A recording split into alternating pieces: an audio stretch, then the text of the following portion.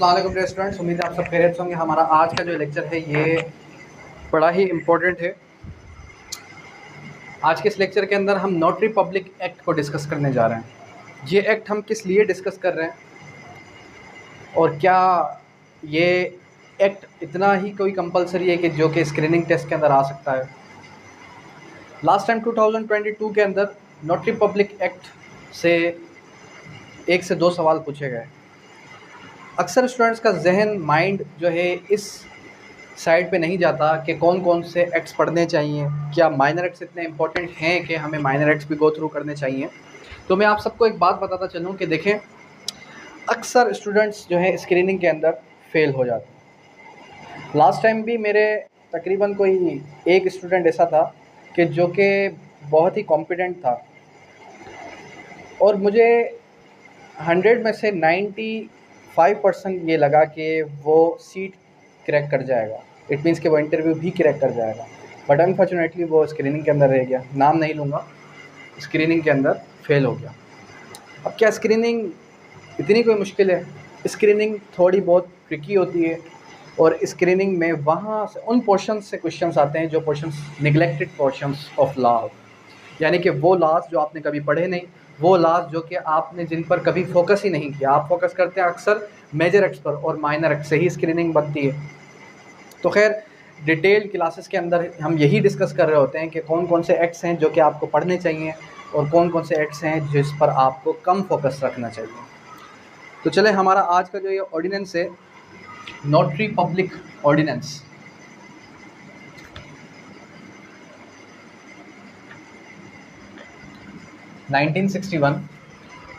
सबसे पहले date of enforcement 14 जून 1961 है। 14 जून 1961। फर्दर मोर फिर उसके बाद प्रियम्बल जो कि मोस्ट इंपॉर्टेंट होता है, where is to expedite to provide for and regulate the provisions of notaries in Pakistan, यानी पाकिस्तान के अंदर नोटरीज के प्रोफेशन को रेगुलेट करने के ये एक पास हुआ। नोटरीज के कौन कौन से पावर्स हैं वो हम आगे चल के पढ़ेंगे। उसके बाद सेक्शन 1 क्या कहता है? Short title, extend and commencement. ये हमेशा हम सेक्शन 1 को निगलेक्ट कर देते हैं, लेकिन हमें चाहिए कि हम सेक्शन 1 को भी गो थ्रू करें। Short title and commencement. Short title, this ordinance may be called notary's ordinance, notary public ordinance या notary's ordinance. It extends to the whole of Pakistan. It shall come into force. Official government may be notified as appointed, यानी कि government ही appoint कर सकती है नोटरीज को। Further फिर definition classes,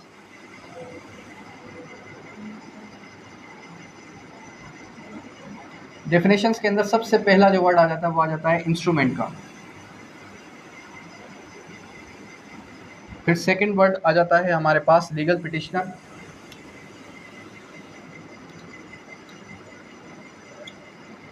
फिर third word आ जाता है आपका नोटरी। और फिर फोर्थ वर्ड आपका आ जाता है रजिस्टर। सबसे पहले क्या बात करता है? इंस्ट्रूमेंट की। इंस्ट्रूमेंट के बारे में लास्ट टाइम भी मैंने आपको बताया था कि इंस्ट्रूमेंट की यहाँ पर डेफिनेशन कुछ और है। एक्चुअल जो डेफिनेशन ऑफ इंस्ट्रूमेंट है वो रजिस्ट्रेशन एक्ट के अंदर आपको मिलेगी कि which conveys a right from one person to another person, उसको हम इंस्ट्रूमेंट का नाम देते थे। लेकिन यहाँ पर क्या कह रहा है कि instrument include every document by which any right, by which any right, liability purports to be created, purports to be created, transferred or modified।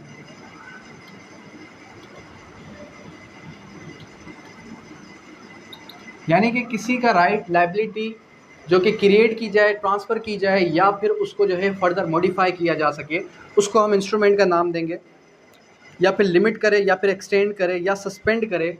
अब देखिए यहाँ पर इंस्ट्रूमेंट क्लियर हो गया आपको कि इंस्ट्रूमेंट की डेफिनेशन नोटरीज ऑर्डिनेंस के तहत ये है और ये फर्दर डील करेगी इस पूरे एक्ट की तरफ। और लास्ट टाइम मैंने आपको ये भी समझा दिया था कि what's the main difference between instrument and document. Instrument कोई भी ऐसा डॉक्यूमेंट जो कि रजिस्टर्ड हो एज पर रजिस्ट्रेशन एक्ट, या फिर कोई ऐसा डॉक्यूमेंट जो कन्वे करे right from one person to another person, उसको हम नाम देंगे इंस्ट्रूमेंट। डॉक्यूमेंट क्या होता है? डॉक्यूमेंट की डेफिनेशन आपको मिलेगी कहाँ से? सेक्शन आर्टिकल 2 सब क्लास बी के अंदर, सब क्लास बी के अंदर मिल जाएगी डॉक्यूमेंट की डेफिनेशन। फिर फर्दर आपको डॉक्यूमेंट की डेफिनेशन कहाँ मिलेगी? पाकिस्तान पेनल कोड सेक्शन 33 के अंदर। ठीक है, अब जब डॉक्यूमेंट की बात की जाएगी कि डॉक्यूमेंट की एक्चुअल डेफिनेशन क्या है, तो आप सबको पता है कि कोई भी चीज़, लेटर, फिगर, मार्क, किसी भी चीज़ पर अगर कोई तहरीर लिखी है तो वो क्या है? वो आपका डॉक्यूमेंट है। अब डॉक्यूमेंट की डेफिनेशन हमने कंस्ट्रक्ट की कहाँ पे? हमने डॉक्यूमेंट की डेफिनेशन को गो थ्रू किया क्यूएसओ के अंदर भी और पाकिस्तान पेनल कोड के अंदर भी। फर्दर मोर अगर कोई ऐसा एक्ट आ जाए कि जिस एक्ट के लिए हमें डॉक्यूमेंट की डेफिनेशन को कंस्ट्रक्ट करना है, हमें डॉक्यूमेंट को समझने के लिए, यानी कि समझ तो हम चुके हैं लेकिन उस डॉक्यूमेंट की डेफिनेशन को हेल्प देनी है उस एक्ट के अंदर, तो फिर आप किसकी हेल्प लेंगे? आया आप क्यूएसओ की हेल्प लेंगे, आया आप पीपीसी की हेल्प लेंगे? आप दोनों ही एक्ट्स की हेल्प नहीं लेंगे। क्यों? क्योंकि दोनों एक्ट्स जनरल लॉज हैं और दोनों एक्ट्स के अंदर अगर पर्टिकुलर डेफिनेशन डॉक्यूमेंट की दी गई है तो वो उन पर्टिकुलर एक्ट्स के लिए दी गई है। अगर डॉक्यूमेंट की डेफिनेशन क्यूएसओ के अंदर दी गई वो क्यूएसओ पर एप्लीकेबल है, अगर पीपीसी के अंदर दी गई वो पीपीसी पर एप्लीकेबल है, लेकिन अदर स्टेट्यूट्स पर एप्लीकेबल नहीं है। तो अदर स्टेट्यूट्स पर कौन सी डेफिनेशन एप्लीकेबल होगी? डेफिनेशन यही एप्लीकेबल होगी, लेकिन उसकी आप हेल्प लेंगे जर्नल क्लासेस एक्ट से। अंडरस्टैंड? खैर, फर्दर उसके बाद क्या कहता है? उसके बाद आ जाता है लीगल पिटिशनर। लीगल पिटिशनर किसको कहा जाता है? यानी कि कोई भी एडवोकेट, ठीक है, जिसके पास लाइसेंस हो बार का। और उसके बाद आता है notary. Notary means person appointed under this ordinance, यानी कि नोटरी कौन होगा? Person appointed under this ordinance. इस ऑर्डिनेंस के तहत कोई भी शख्स अगर अपॉइंट किया जाता है नोटरी, तो उसको हम नोटरी का नाम देंगे register.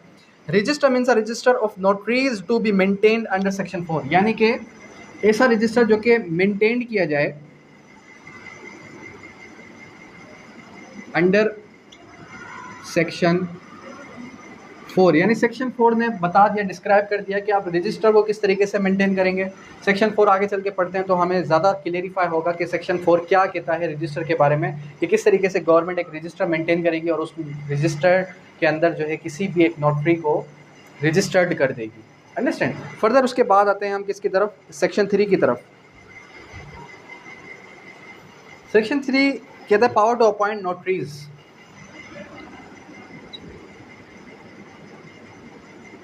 Power to appoint notaries. Notaries को किस तरीके से अपॉइंट किया जाएगा सेक्शन 3 ने ये बता दिया। Provincial government of the whole or any part of the province, यानी कि प्रोविंशियल गवर्नमेंट पूरी या उस प्रोविंशियल गवर्नमेंट का कोई भी डिस्ट्रिक्ट, सब district may appoint notaries any legal petitioners or any other persons who possess such qualification as may be prescribed। यानी कि फर्स्ट प्रायोरिटी किसको दी जाएगी नोटरीज के लिए? लीगल पिटिशनर को। अगर लीगल पिटिशनर अवेलेबल ना हो तो फिर फर्दर जो कि इस एक्ट के क्वालिफिकेशन पर पूरा उतरता हो तो किसी भी पर्सन को नोटरी अपॉइंट किया जा सकता है।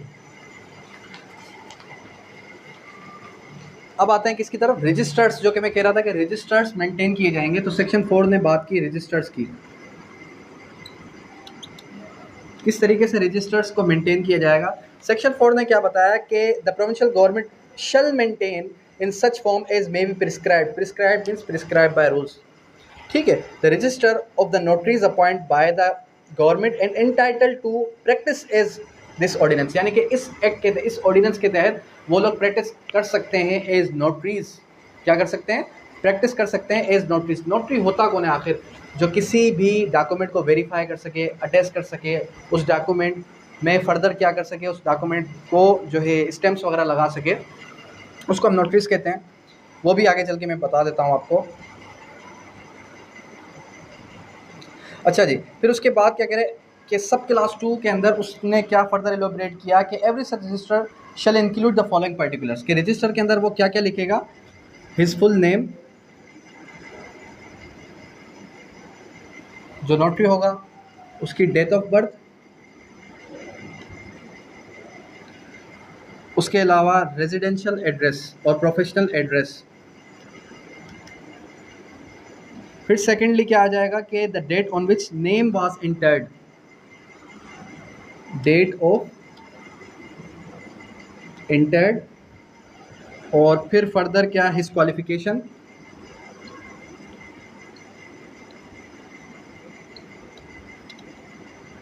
और फिर उसके बाद आ जाता है in other particulars which may be prescribe. ठीक है,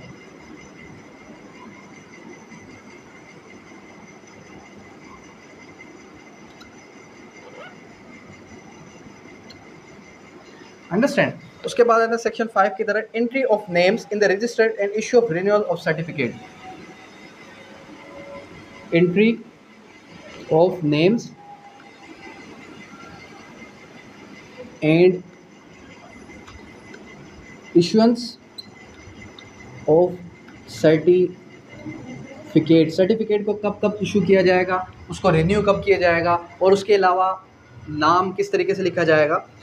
every notary who intends to practice, यानी कोई भी ऐसा शख्स जो कि नोटरी बनना चाहता है, नोटरी की प्रैक्टिस करना चाहता है, तो उसकी सारी बायोडाटा लिखी जाएगी। पेमेंट देगा वो प्रोविंशियल गवर्नमेंट को, प्रिस्क्राइब जो भी फीस होगी पर्टिकुलर वो फीस सबमिट करेगा, और उसके बाद उसका नाम जो है उस रजिस्टर के अंदर मेंटेन किया जाएगा। फिर उसको एक इश्यू कर दिया जाएगा एक सर्टिफिकेट, और ये फर्दर बताया गया इसी सेक्शन के अंदर कि वो जो सर्टिफिकेट इशू किया जाएगा वो कितने साल के लिए होगा, 3 ईयर्स के लिए होगा, और 3 ईयर्स जैसे ही कंप्लीट होंगे तो वो उसको रिन्यू करवा सकता है मजीद 3 ईयर्स के लिए।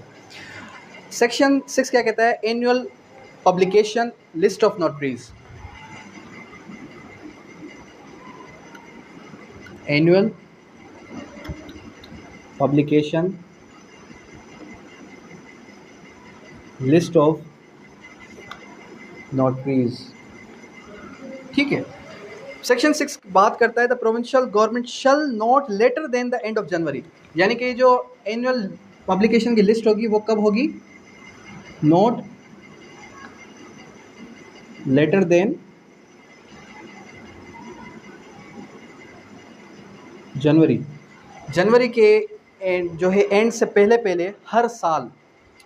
ठीक है, publish official gazette a list of notaries appointed by the government, जो कि गवर्नमेंट क्या करेगी, गवर्नमेंट नोटरीज जिन जिन शख्स को नोटरीज अपॉइंट कर देगी उनकी लिस्ट बनाई जाएगी जनवरी एंड होने से पहले पहले।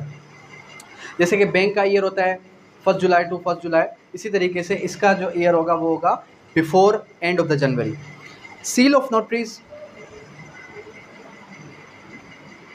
सील ऑफ नोटरीज, नोटरीज की सील के बारे में बताया गया, every notary shall have use occupation में arise seal form of design as में प्रिस्क्राइब, यानी कि रूल्स के अंदर प्रिस्क्राइब का बात कब आते हैं कि अगर आपको ये पता ना हो कि प्रिस्क्राइब का मतलब क्या होता है, या सेकेंडली प्रिस्क्राइब, प्रिस्क्राइब मतलब क्या है, prescribe means prescribed by rules, यानी कि जो इसके रूल्स हैं उस रूल्स के अंदर बताया गया है फर्दर कि जो है नोटरी कौन कौन से सील बना सकता है, क्या वो अपनी मर्ज़ी से कोई भी सील बना सकता है या नहीं बना सकता।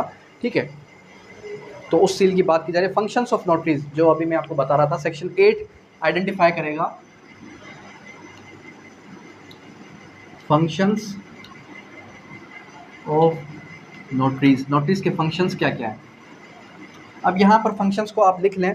ठीक है, सबसे पहले क्या कर सकता है, वेरीफाई कर सकता है, या फिर क्या कर सकता है, ऑथेंटिकेट कर सकता है, और उसके अलावा जो है सर्टिफाई कर सकता है, या एग्जीक्यूट कर सकता है, अटेस्ट कर सकता है एनी इंस्ट्रूमेंट। ठीक है, फिर उसके बाद सेकेंडली क्या कह रहा है कि प्रेजेंट एनी प्रोमिसरी नोट, हुंडी, बिल ऑफ एक्सचेंज एक्सेप्ट और पेमेंट और डिमांड बेटर सिक्योरिटी, एक्सेप्ट कर सकता है कोई भी हुंडी, कोई भी प्रोमिसरी नोट, और फिर नेक्स्ट जो है आ जाता है note and withdraw ships protest, boat protest, और अदर कमर्शियल मैटर्स, जितने भी कमर्शियल मैटर्स हैं, जिस तरीके से शिप के मैटर्स होते हैं, तो उनको भी क्या कर सकता है, नोट डाउन कर सकता है, एडमिनिस्टर कर सकता है ओथ को, एफिडेविट को एडमिनिस्टर कर सकता है, किसको, ओथ को या फिर एफिडेविट को।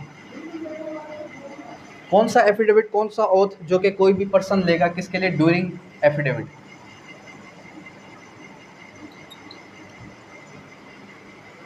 फर्दर मोर फिर क्या आ जाता है, ट्रांसलेट और verify translation any document from one language to another language, यानी ट्रांसलेशन भी कर सकता है। और उसके बाद आ जाता है कि any other act which may be prescribed, any other act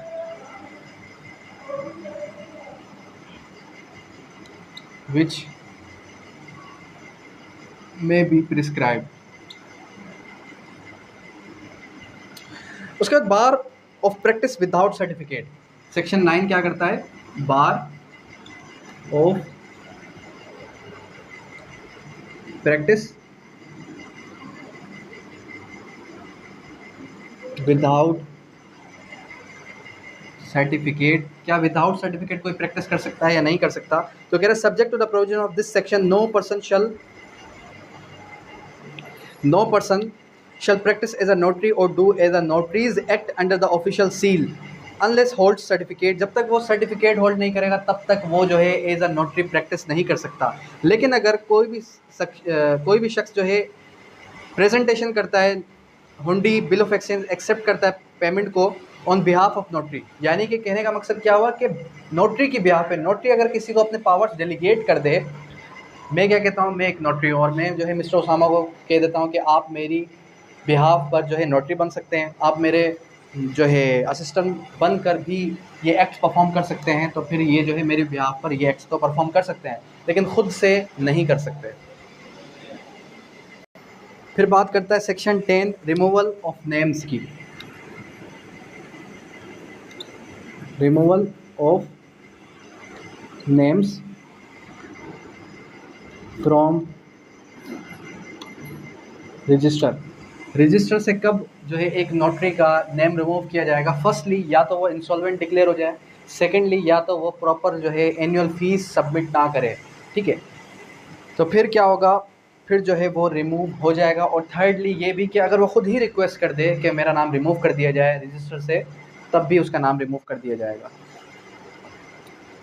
उसके बाद has been found upon inquiry prescribe manner to be guilty of such professional misconduct, या उसने कोई प्रोफेशनल मिसकंडक्ट किया तब भी उसका नाम रिमूव किया जा सकता है। उसके बाद सेक्शन 11 की तरफ जाएं तो सेक्शन 11 कहता है construction of reference of notaries public in other laws, construction of notaries public in other laws, कि आप नोटरी पब्लिक को किस तरीके से कंस्ट्रक्ट करेंगे अदर लॉज के अंदर। यहाँ पर क्या कह रहा है कि subject to the provision of section 16 any reference to a notary public in other law shall be constructed as a reference to a notary entitled to practice under this ordinance, यानी कि इस ऑर्डिनेंस को आप क्या करेंगे, construct करेंगे, कर सकते हैं अदर लॉज के अंदर, सब्जेक्ट टू द सेक्शन 16। अब सेक्शन 16 को ये सब्जेक्ट बना रहा है। सेक्शन 16 आखिर कहता क्या है कि save of act 1881 nothing in this ordinance affects the provisions of the negotiable instrument act, यानी कि negotiable instrument act के किसी भी प्रोविजन को ये ऑर्डिनेंस इफेक्ट नहीं करता। तो फिर किसको इफेक्ट करता है, ये ऑर्डिनेंस दूसरे लॉज को इफेक्ट कर रहा है कि दूसरे लॉज की अंदर अगर कोई भी बात लिखी है तो आप उसके अंदर जो है इसी एक्ट को फॉलो करेंगे, इसी को कंस्ट्रक्ट करेंगे, ठीक है, इसी की हेल्प लेंगे, लेकिन निगोशिएबल इंस्ट्रूमेंट एक्ट के अंदर आप इसकी हेल्प नहीं ले सकते। Understand.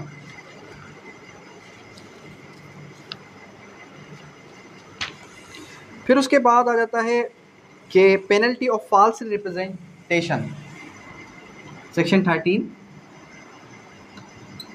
Penalty of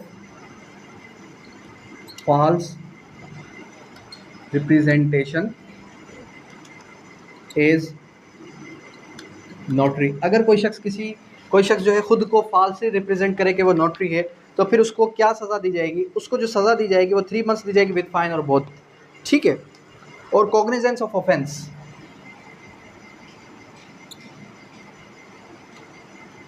cognizance of offence, offence की कॉग्निजेंस कौन लेगा? फर्दर बताया, no court shall take cognizance notary exercise proper to be functions under this ordinance. Complaint दी जाएगी, किसको कंप्लेंट दी जाएगी?